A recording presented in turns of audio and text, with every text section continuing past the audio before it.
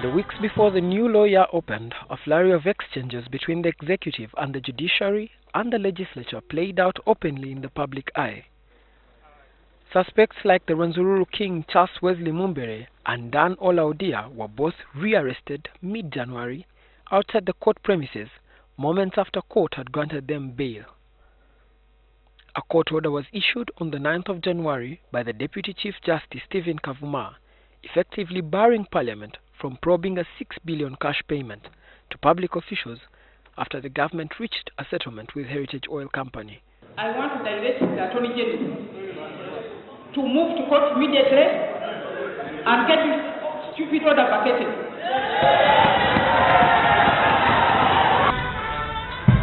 And so, the lawyer, an event that would bring all arms together in a public venue at the High Court Gardens in Kampala, was one to watch. It wasn't easy in the morning to skip the noticeable absence of the Deputy Chief Justice, Stephen Kavuma, at the event. The Law Society President and the Attorney General were the first to spring to the occasion, demanding and offering counsel on the separation of powers. This, of course, must surely be better than media exchanges that have hitherto been the experience of these three arms of government. We must all never forget that our common goal is the service of all Ugandans.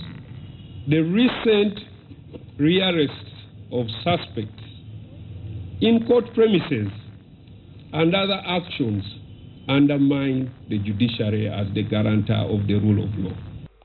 However, when it was her turn to speak, Rebecca Kadaga, the Speaker of Parliament, had no kind words. The Attorney General talked about respect for orders. We shall respect them if they deserve respect.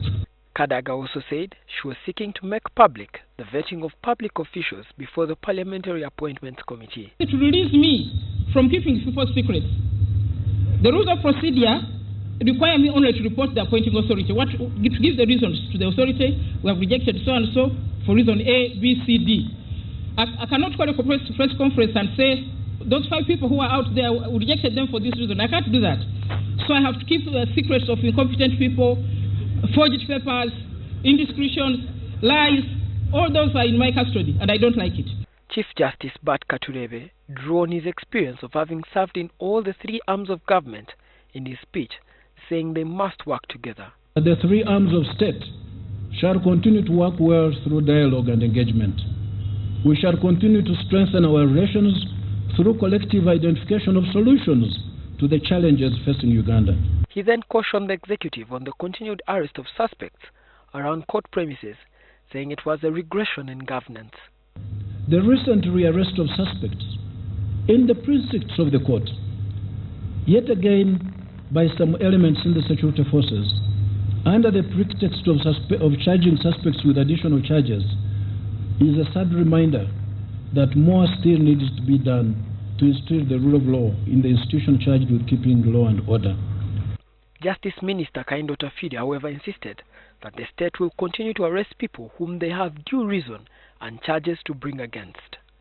That you shouldn't be arrested for stealing an elephant when you received bail for stealing a sheep. That's not correct.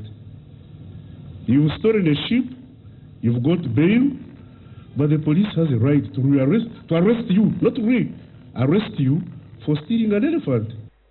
The opening of the law year marks the start of a new calendar for the courts. The courts, which begin their calendar amid a huge backlog and insufficient staff, are hopeful that they will resolve the overdue cases this year. Currently, there are 114,809 pending cases, 254 of them that have been in court for over 10 years. The new lawyer requirement for each judge will be to handle at least 300 cases annually. Raymond Mutisi, NTV.